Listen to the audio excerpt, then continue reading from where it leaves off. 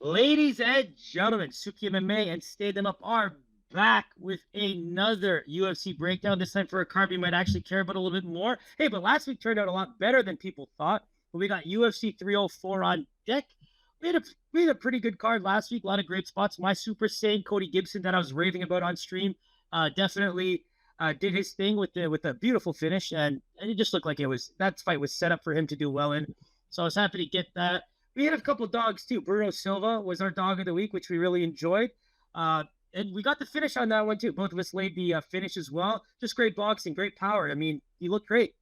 Other than that, I mean, was there anything you wanted to touch on in the last card before we get right into it? For sure. I really liked the Choi last week, and I laid them at money line and at the KO prop as well. Both hit in the second round, so was really hyped for that as well. But overall, was a good card. Parlay of the week got voided because of Tavares versus Park not being, not fighting each other. So it is what it is. But we're still 1-0 with another parlay for 304 coming in, baby.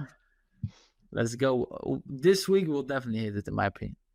100%. And what I'd like to start doing is, even as we get more versatile, hopefully we can find lines, we can start posting about it. But one of my favorite picks last week was Green in the, what was his name? Garcia in the first round. That was a great number. So one thing that you and I are great at right now is, like, as we're getting closer to fight, that we're finding these numbers that, based on like the potential outcome, like, they're really nice values. So we're gonna try our best to stay on top of those and get them out if we can. But let's get right into it, shall we, bro? Let's go.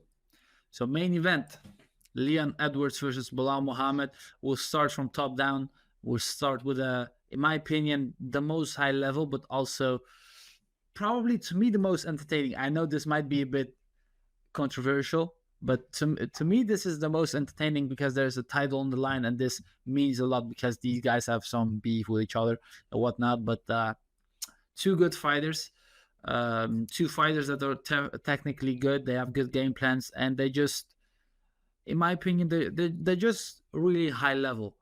I like Leon Edwards here. I'm gonna start with it pretty early. I feel like his striking is much better. His wrestling defense is very good. His takedown defense isn't elite in my opinion, but like his get-ups and his ability to just not take damage in those spots and being able to stand up in even sometimes reverse positions is just very high level in my opinion. And I think that Belal doesn't really have the wrestling that a guy like Usman or a guy like Colby had. And even those guys had a very hard time. So I'm just seeing Edwards winning here, probably by decision, but a good, fun decision with some good bag of four, in my opinion.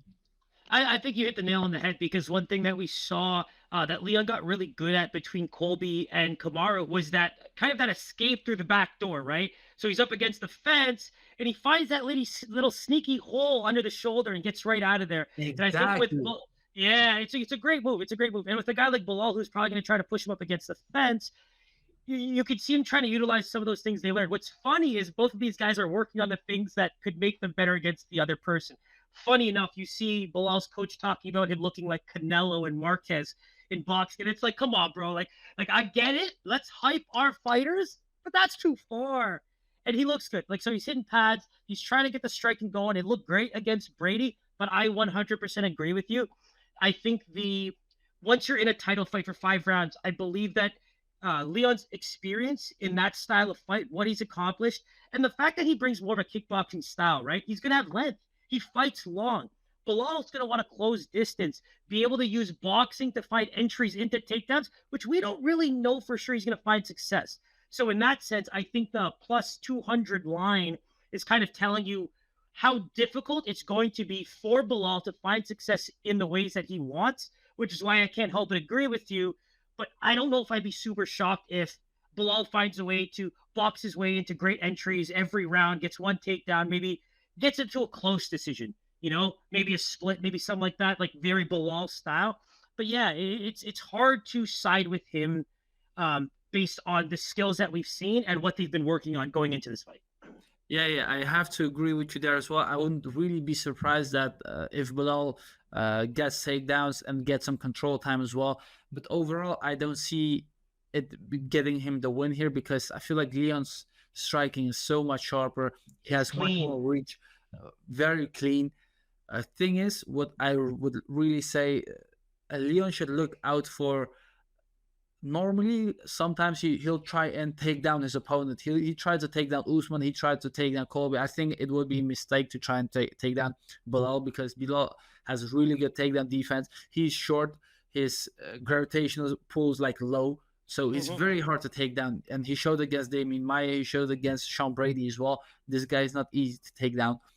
I think that Leon Edwards should just keep it to the striking, keep it. In Netherlands, we say zakelijk, which means just business as usual. You're right, because you're kind of siding with the idea that Leon, disciplined striker, over 3 rounds, avoiding those dangerous areas, should be able to get the job done. But then you have in the back of your mind, like you just named, Brady, Maia, like these are guys that he really took it to. So it keeps Belal in the back of your mind. Like he's obviously a very worthy candidate for this spot. I agree, 100%. I'm going with Leon here. I would probably say by decision. So maybe I'll look for a prop there. If it's at plus money, I wouldn't mind taking a bit of a shot there.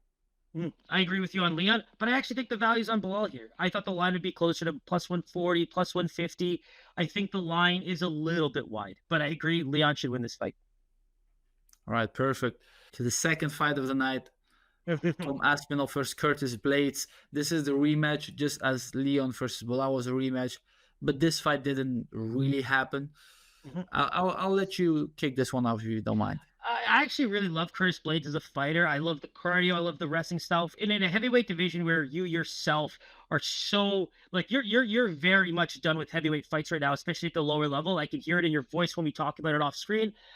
It's guys like Curtis Blaydes that allow you to enjoy a heavyweight fight, and primarily from the chess match perspective, right? He's a guy who works on his striking. He's getting better, but he's got great cardio and great wrestling in a division where like that used to be a style we would admire. The problem is that loving Curtis Blaydes the way I do gives me a very good read on his style, and I just think that the boxing as it's on its way there.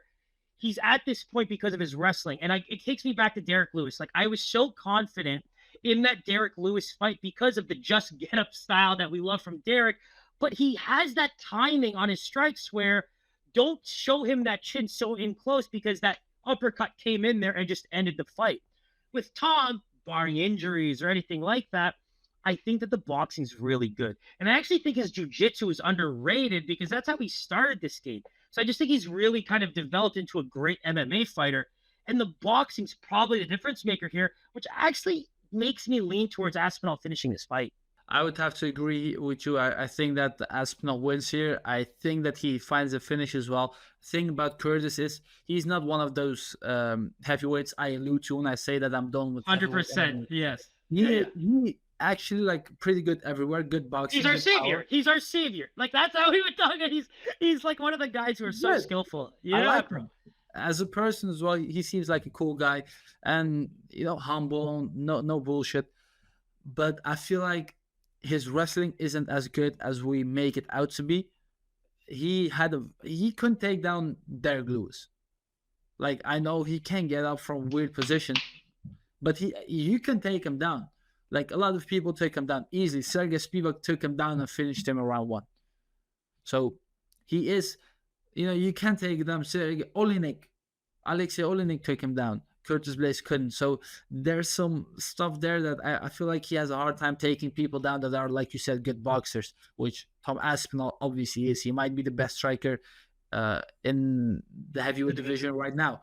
So I think he wins probably by decision, probably by knockout, probably in round 1 or 2. I would say round 1, but I wouldn't be surprised if Blaydes goes later and maybe around 2, 3, or 4. But I see Aspinall winning, however this fight goes.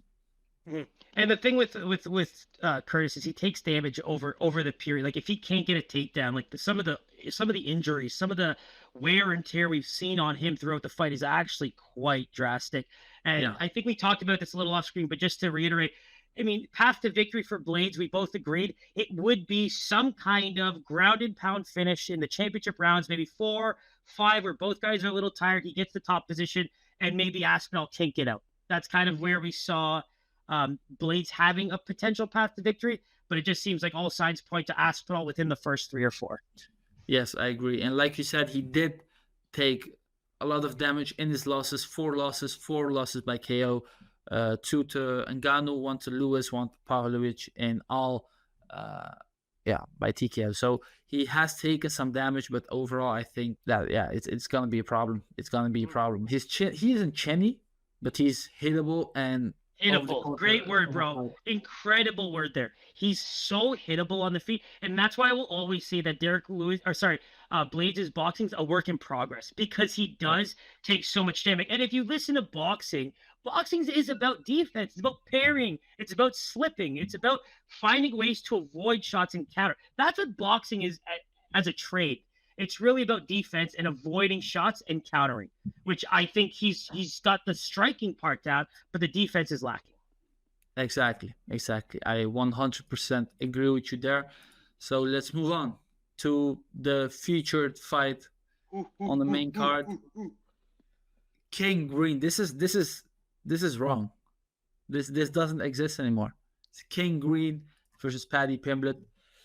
A good fight. I think this is a perfect matchup to make. I think that Bobby Green, is a better fighter overall. I think that he's a better striker. He probably has the better wrestling as well. The grappling, I would say, goes to Pimblet, but I don't see it really getting there. I don't see this fight getting to the ground because Green has good movement. He is dominant on the feet, and he will probably make Paddy Pimblet go backwards. And if you do go backwards, it's hard to get the takedowns.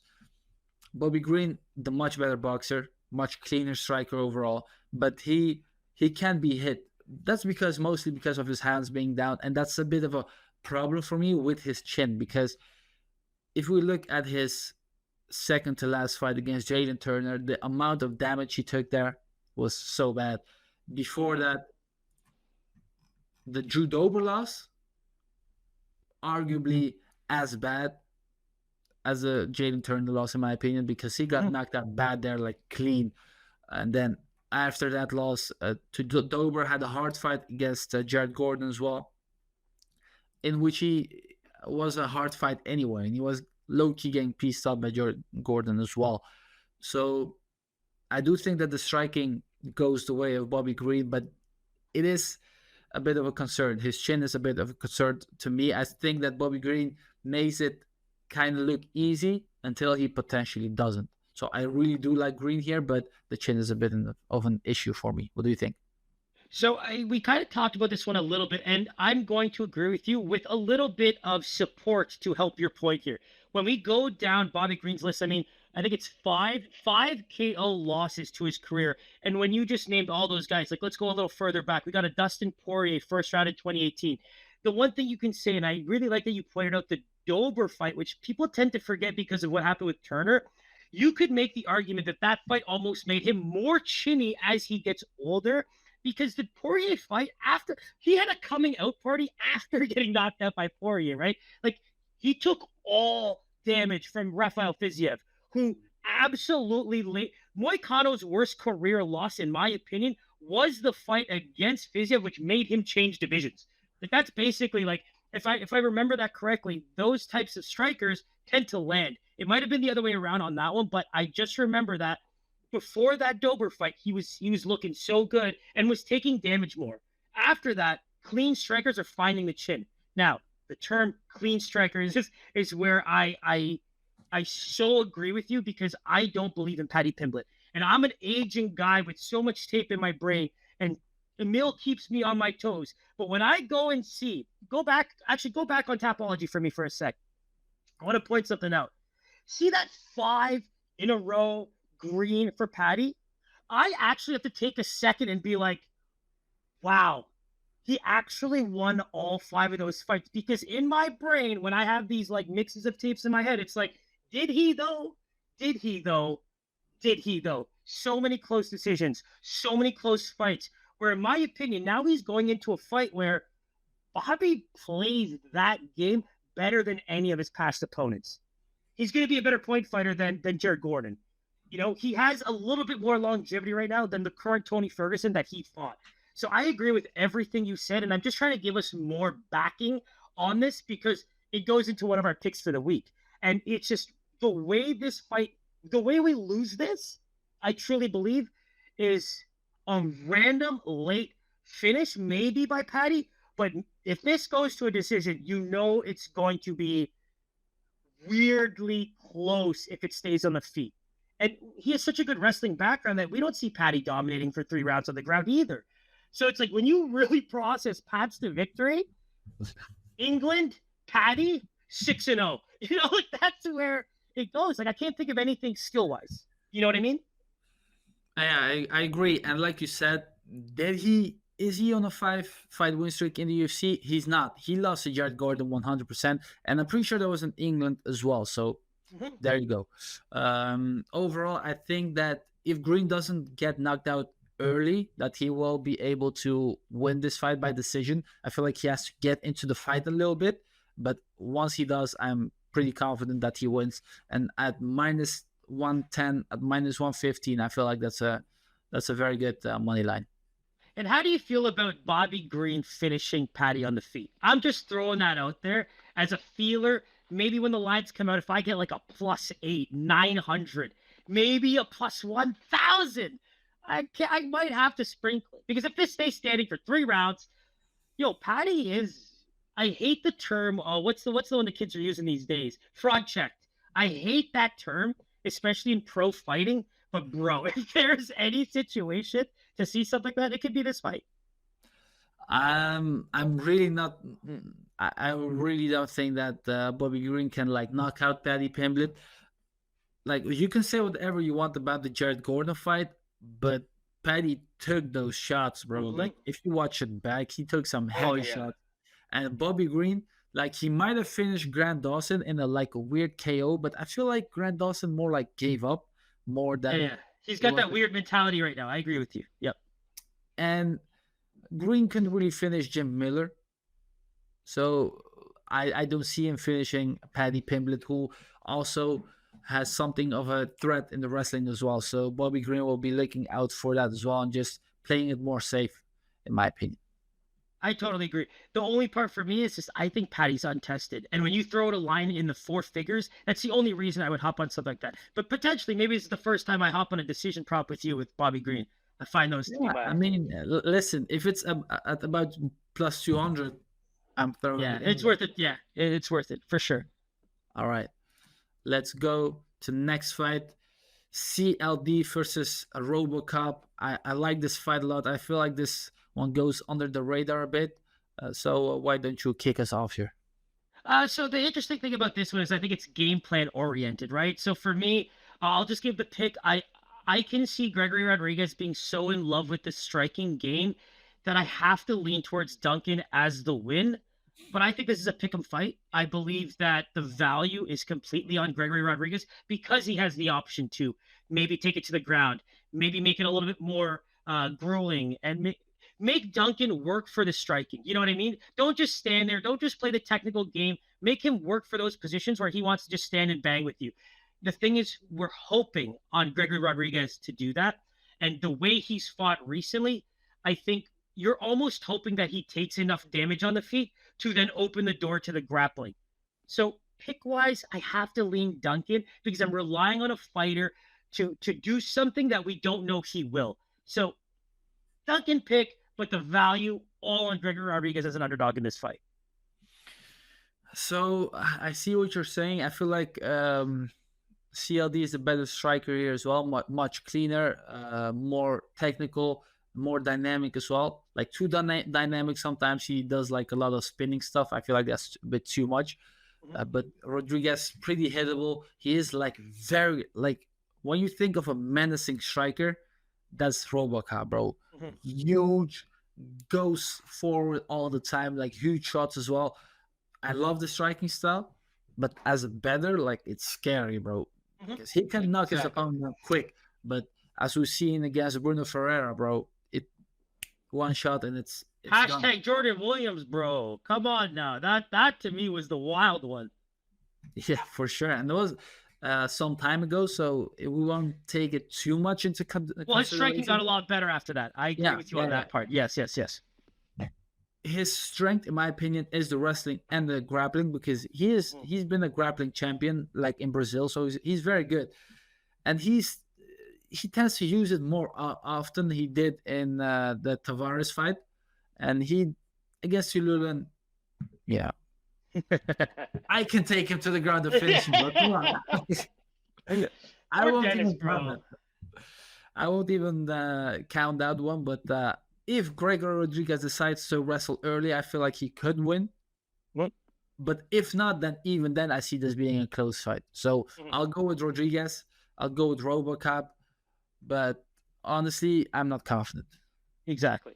And if you were putting your money, we do agree, both of us agree actually that the value is mostly on Rodriguez here as a dog. Yeah. For sure. So next up, I really like this fight myself. Agreed. Arnold Allen, Almighty. I love that nickname, by the way. Almighty Allen. Insane. Giga Chikadze. I'm not sure what his nickname is. I would say Giga Chikadze. That would be cool. That would be cool. But yeah, I like Did it both say guys. Ninja? I think it says Ninja. Yeah, that's true. His nickname is Ninja. Yeah. My bad. Right. So Giga Chikadze came back after a terrible loss to Kelvin Couture 2.5 years ago. Came back 10 months ago against Alex Caceres. Looked okay. I didn't think that he looked impressive at all. But Caceres is a weird type of guy, so it was a hard fight. He is big for the division, which might be a problem against Allen, who is 5'8", while Giga is 6 foot. And I see this fight playing out mostly on the feet, with Giga, like with the long legs, with the 4 inches reach advantage on Allen. So there might be a problem there, but I feel like Arnold Allen is much faster.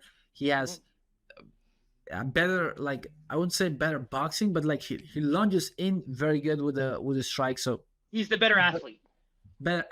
And yeah, he is the guy that could land bigger shots. I feel like Chikadze could land big shots with the kicks to the body, but I think that Allen is elusive enough to get in and out, and even get some takedowns here and there to make sure that Giga doesn't throw too many kicks and doesn't hit with too many kicks to the body, which could be a really big problem. We all know the Giga kick is insane. He's finished Cub Swanson, I think. Was it Cub?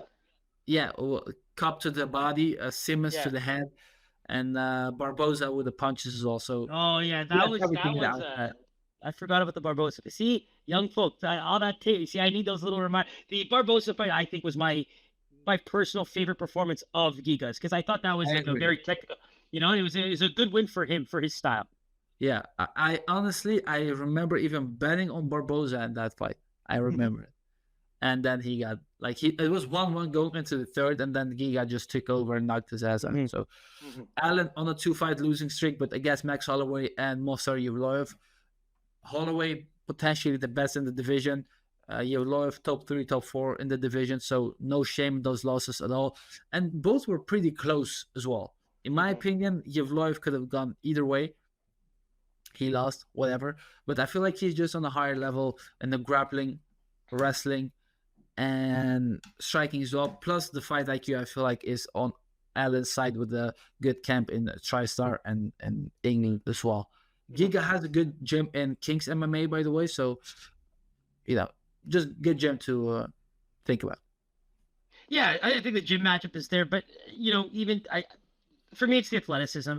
I think that you have probably a better read on the style that Giga brings to the table because of how popular it is in the Netherlands, like that very technical kickboxing style. I just think that it does get negated a little bit by the better athletes, especially at higher level MMA. The takedowns will be there for Allen. I think that the boxing range will be there for Allen.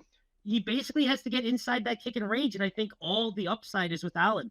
So I'm not going to waste too much more time on this fight. Like, I totally agree that Allen is the rightful favorite and should win this fight, barring a very beautiful kick of some kind or a knockout combination that puts him flat on his butt.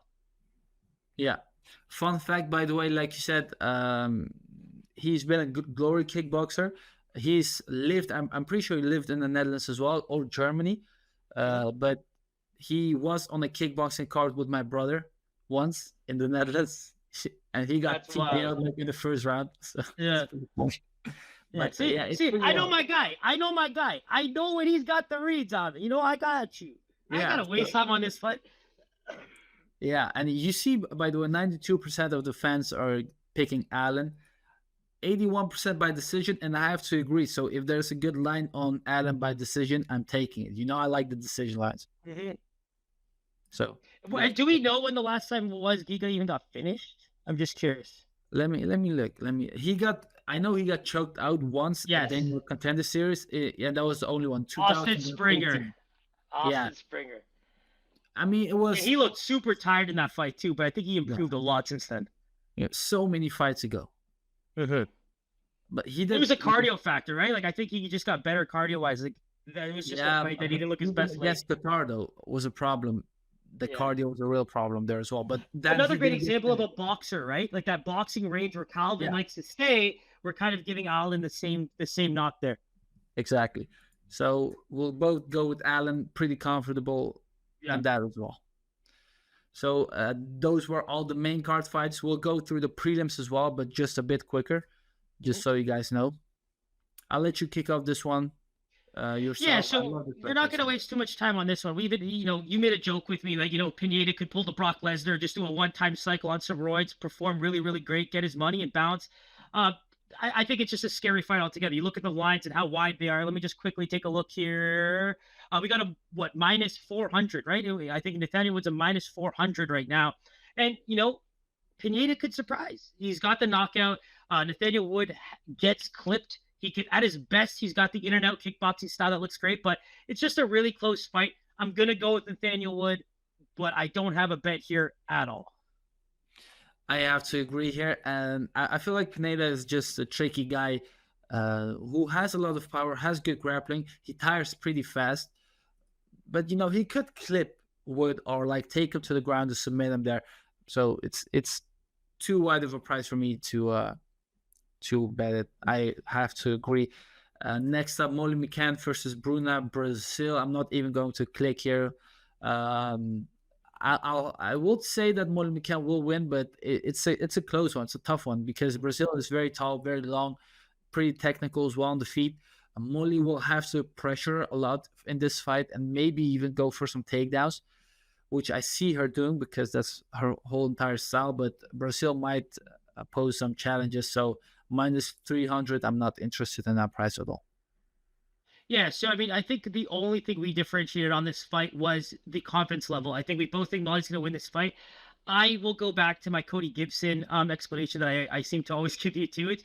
I just think there's a setup fight. I think this is one where the UFC has gone out of their way to look at their little tape and their playbooks and say, you know what, if we want Molly to get a nice win in London, this would be, or Manchester, right? Manchester, this will be the one to do it. I just think that you got the grappling range. So her boxing comes into play and the takedowns might come into play. Gritty, 3-round decision potentially. I just don't see her losing the fight. So I will go with Molly as well. In a slightly more confident way than you. Next up, Caolan Loughran versus Jake Hadley. Another fun fact about Loughran, I put money against him in his last fight because I thought that the line was too wide. And I actually met him in the Netherlands, in Amsterdam, because his little brother was fighting in a Dutch organization. And I told him, like, hey, bro, I'm sorry, I have to say this, but I bet against you. And he, like, reacted really cool, like, very, just cool guy overall. So just want to throw it out there. So I'm a bit biased, but I do think that he wins here. Jake Hadley is coming in on short notice, a weight class up. Already doesn't have the greatest UFC record, which is why I think that he is taking this fight, just to get in more of a favor with Dana and with the UFC. But he has a bit of a cardio issue, which is also another thing to add. When he's coming in on short notice, he won't have the big weight cut that he always has, so that will help his cardio a bit. But I feel like Loughran, very good cardio, good striking, good wrestling. Bro, in this fight against Lapulus, he went for so many takedowns. He tried to get that fight to win that fight. Like, when you say he wants to fight for your dollar, Caolan Loughran is your guy, bro. He will fight for every single cent of yours. So that's why I am picking him, and I will probably put a bet on him. Maybe Loughran, money line in a parlay, probably by decision as well. I like the decision props, man. Yeah, I'm not gonna. I think you explained this absolutely perfectly. And the fact of the matter is, we've got tape on Hadley within the last month, and taking a short notice fight in a different division with tape from flyweight. Was it flyweight fight, right? Yeah. Against Johnson. I mean, think about that for a second. It's just like it plays into our favor so much. It's a bad matchup, and everything's working against him. So you kind of said it best. He's almost playing into the hands of the company, trying to be a company guy and hoping that this gets him a longer UFC career. So it's hard to even side with a guy like that in that position. So I'm at the same confidence level for Loughran, and I think this is also a setup fight in some ways. Like they want to see him perform really well to be able to push him a bit more too. Yeah. Caolan is a former Cage Warriors champion as well, so it would make sense that they want to push him. One thing I will say though, I have kind of a bit of a feeling, like a bit of a feeling in my heart that Jake Hadley, because he's a big guy at flyweight and he has tough weight cuts, that maybe he finds out this way that he actually could be a world beater at 135 and he like runs through Loughran, some bullshit happens and he wins, but I don't see it. Like if we look at the tape, Loughran should get it done easily. Yeah, because your path to victory for Hadley is basically a game-changing career path to victory, which you can't really bank on with your money unless you have gym insider information, you know. And even then, bro, all the time, yeah, in a higher weight class, it will be different, and then it's exactly the same. So next up, Modestats Bukauskas versus Marcin Prachnio. You said that you thought that Prachnio looked much improved, so I'll let you kick this one off. Let us know what you. Yeah, I think you're gonna get a style of fight where this is gonna be very kickboxing-esque, and I think it's whoever's gonna land the better shots. I think Bukauskas is on a bit more of he's on a comeback party, right? Like he had that bad injury, and we're starting to see him do a bit better. The thing with Prachnio is he's been around for a really long time. And I think he's starting to find himself as a striker in the UFC. You know, the Devin Clark fight with a guy constantly trying to take you down and keep it close and all that, I mean, he did pretty well. The Vito Prachnio fight where he gets, choked out, you start to see the areas where he might suffer. But I think that this comes down to who do you think's the better MMA kickboxer? And I'm going to go with Bukauskas. This isn't the fight I'm going to be putting my hard-earned money on, but I do think that he's gotten better and has fought a bit more of the better competition to be able to steal this victory. And I think he's a pretty large favorite. Not really. You got plus 130 on Prachnio, which, is a dog shot in such a close fight. I don't think it's a bad idea. But I'm going to lean with Modestas in a very close kickboxing style decision.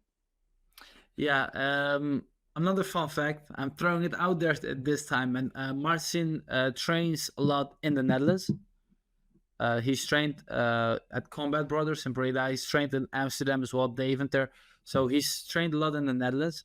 And from what I've heard, bro, like from guys that trained with him like back in the day, from one guy at least, I heard that he isn't really that great. But like you said, he has improved. It's based on the competition. That's where I kind of see, just based on who he's fought. Yeah, the UFC's done their part to get these guys in lower level fights. No, but still, he looked good against William Knight. Felipe Lins is on a pretty good but William Knight is rough, bro. That is the hardest fighter to even make a read on. You don't know what version you're getting ever. True. And in that fight, like a lot of Knight's family died. Like he said, like about 8 or 10. So that's why he was so different. Which, rest in peace. But yeah, that's wild.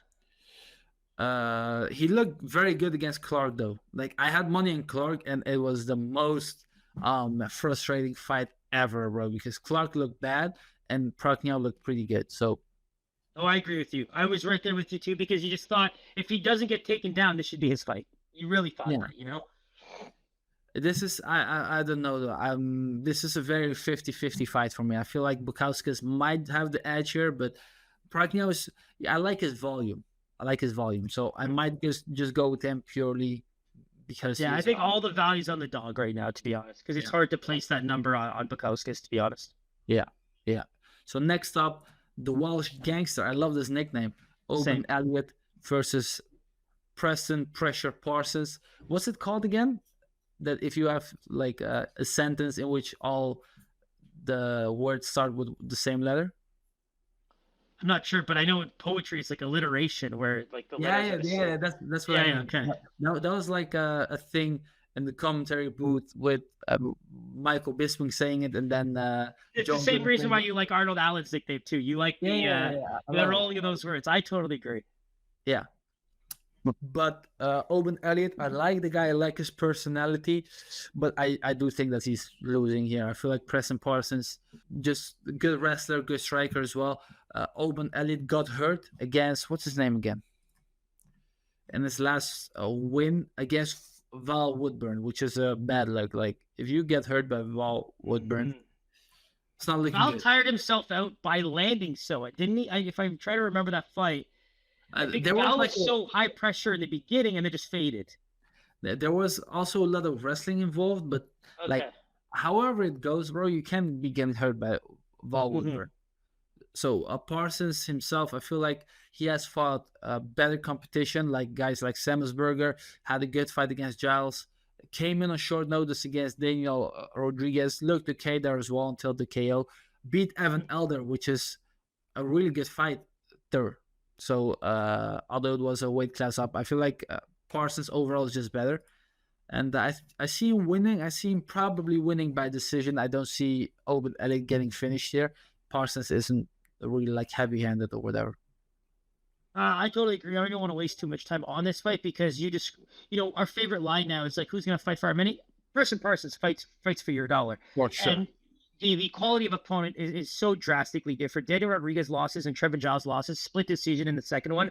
I mean, those are very respectable losses in your first 4 fights in the UFC. And most recently beat Matthew Semelsberger, who is also huge gamer, will fight for your dollar. So it's just like all of the things that he has learned in his little time with the UFC is only going to make him better. So I am 100% on the same side with you. And just to take a quick look at that line, I mean, pretty good value on Parsons for how we feel about him. But I mean, plus 114 on Elliot tells me if this line moves anywhere closer to even money, I'll probably be on Parsons. For sure, 100%. Next up, in my opinion, one of the best fights on this card. I'm not sure where it went from main card to the early prelims, but it is what it is. Muhammad Mokaev versus Manel Kape. I'll let you kick this one off.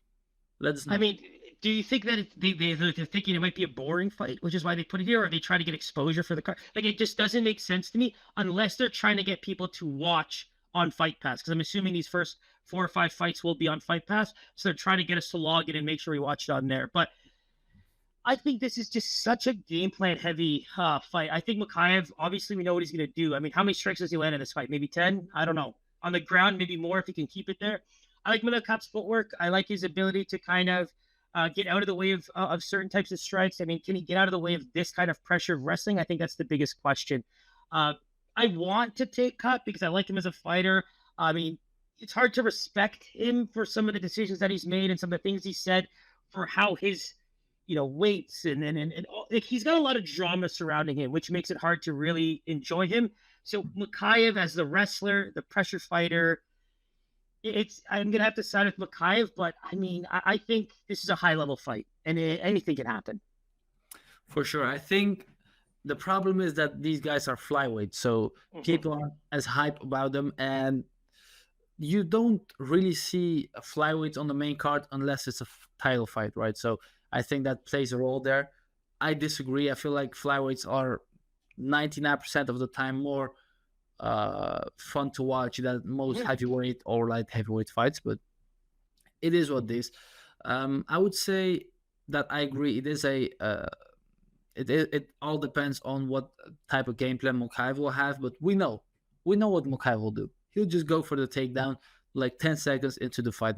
Kape has definitely the better striking, but he's low volume and he can't get held down. Even in his win against what's his name, David Tvorak, he got taken down like 2 to 3 times and he was able to reverse some positions with the jiu-jitsu, but I don't really see that happening against Mokaev, who's a gamer, bro. Like, he will fight for your dollar. I feel like we've said this like 20 times, but Mokaev will fight for your money, and I feel like he will here.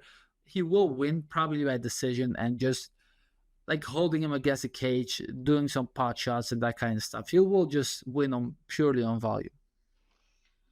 I don't disagree at all. I can tell myself, though, if there was a fight where we can see Mokaev come back down to earth a little bit, I wouldn't be surprised at all if it's Manel Kape that shuts down a lot of those takedowns, counters a lot with strikes, uses his footwork, and finds ways to win this fight over 3 rounds if he can't find a finish.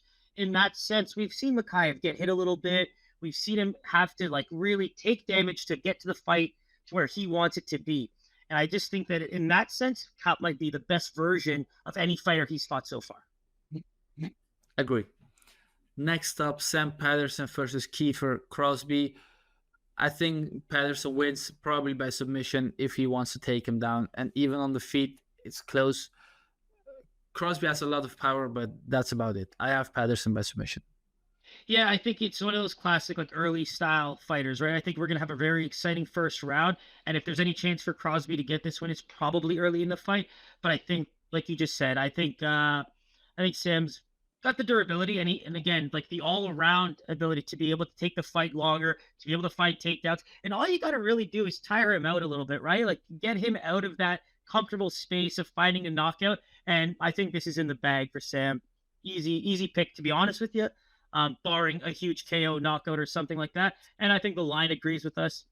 Plus 295 for Crosby right now on DraftKings. So something to not waste too much time on. Yeah, next up, heavyweights. Not very high level heavyweights. Mick Parkin versus Lucas Brzeski. I feel like this will be just another sloppy heavyweight fight, which could potentially be a close one. I got Parkin here, but no bet here, nothing. Maybe Parkin by decision if it's at plus money, because Mick Parkin isn't finishing his school lunch. Well, he's probably finishing his food, but his lunch is done for sure. I'm gonna agree with you. I'm just gonna say, looking back, I think we've watched probably over 100 fights together at this point live, and that Brzeski fight is living rent free just on. I don't even care about the decision because of how bad the fight was. It's like, go ahead and do your job, give it to whoever you want. Not a big deal for me. It's like you have to create some kind of offense, and I think Parkin, if he just sits back and lets this become one of those boring heavyweight fights, we're not going to see the version that people are expecting to see from him. To go back to one thing you were saying, like the decision probably based on this line already, I don't see a lot of value in this fight overall. I think that even I think you mentioned this a while ago, but a Lucas decision might be your best value here. The similar way we look at women's fights, because it's going to be such a gigantic gap in value. And frankly, he strikes kind of well. His cardio is not the greatest, but if he's landing for, say, the first half of this fight and he avoids the takedowns, I mean, he's got a real chance of winning this fight. So it's like, we can't put our money anywhere. We both like Parkin, but again, when you think about it, it's a tough fight to really just be like, yeah, take my money. Just a terrible fight overall, betting wise, and as a fan, not looking too much into it. And what's possibly even worse is Shauna Bennett versus Alice Ardeline, or however you say her name. Mama B versus Alice, the OnlyFans star. Wow. Ardeline. That's I'm gonna start because we went over this and it got me a little heated. I'm too old, bro, to care about OnlyFans and TikTok stars, bro. This is the highest level of MMA combat in the world, arguably, for any international guys that want to come at me or anything. This is a wild fight. To promote a fight to me, almost, mid-30s, almost 40, on TikTok and OnlyFans, wild stuff. So for me, just based on some experience, I'm going to take Bannon. But let me tell you something. If something comes up in my life where I miss this fight, I'm not going back and watching it. Why not? Come on, bro. Don't start with me. So, me, myself, I'm order leaning Bannon. Did you get it? Did you get the joke? I did. Do it. I'm trying to find solace in the joke because we're still talking about this fight. Listen, I like this saying I heard from Overeem. if it wouldn't be sad, it would be funny. If right, like is it 100%. He's a smart guy for how many shots he's taken. for sure. He's a politician in the Netherlands, by the way. Did you know? Oh, mom, man, I'm so happy. Anytime I hear them about a fighter, bro, it makes me so happy. I'm like, way to find the next path, bro. Oh, that makes me so happy. He is like vegan and everything, though, so that's kind of weird. But what's hilarious is when there's a video of him like in the Netherlands back in the day, Pride days, if you remember. He was not a vegan then, bro. Yeah, whatever though. It is what it is. We talked about the whole card, so it's now time for our parlay of the week. This one is hitting, bro. This one is hitting. So we're 1-0 so far since we started doing a show together, and we're gonna take both of our boys that we are the most confident as a I was gonna say a couple. Pause. As a duo. We like Arnold, Allen, and Loughran at plus 113. That's a live line currently that you can get on DraftKings. So I'm not sure if you're going to find similar lines, but right now, those two, Allen and Loughran at plus 113, just to win. Yeah, money line. Easy. Easy peasy. I see both by decision, but like comfortable, like easy. And the thing is, I like them everywhere the fight goes. So that's why I'm so confident. I agree. I agree with everything you said there. And I'm going to let you give out the pick of the week and the dog of the week because you're more confident in the latter than I am. Yeah, so the pick of the week, the most confident pick at a good price. Obviously, we won't be picking a minus 500 as a pick of the week, but at a decent price is going to be King Green, because that's his nickname as well. But yeah, we have him here. I'm very confident if his chin holds up. Yeah, and then the thing we said was the best path to victory we see here is, even if it's a close decision where I guess the chin does hold up, I mean, Paddy could steal an English decision in the UK. Like that's not a path to victory. So you have to take the even money on a guy who looks like the better fighter literally everywhere. For sure. And then the underdog of the week is going to be Gregory Rodriguez. I feel like this says minus 105, but I feel like he's plus money at this point. Oh, he is plus money. I can tell you right now, guys, he is plus money on DraftKings with a line of plus 120. That's perfect. That's perfect. I feel like he is the better ground fighter, and even in his striking, he could make it pretty close. The only way I really see him losing is by getting knocked out, which can happen, but I still got Rodriguez here. I feel like he should be able to get done. Yeah, my only differentiation from you on this was that I feel like Gregory gets obsessed with trying to find the knockout as well. So as a dog, the value is 100% there. I'm just not as confident in the pick. And if it stays standing, I kind of lean Duncan anyway. So that's why I went with that pick. But the value is all there. For sure, for sure. So that's it. I think we've talked about everything under 50 minutes, which is pretty good for a UFC pay-per-view. I mean, we did our best. I know we're trying really hard to keep it short and sweet for the folks. And follow us on Instagram, Stand 'em Up MMA, Suki MMA. That's where we are daily, not degenerates, but daily information givers and MMA lovers. So hop on over there if you see the video, because we're always on there. Yeah, guys, thanks a lot for watching, and we'll see you in the next one. Peace.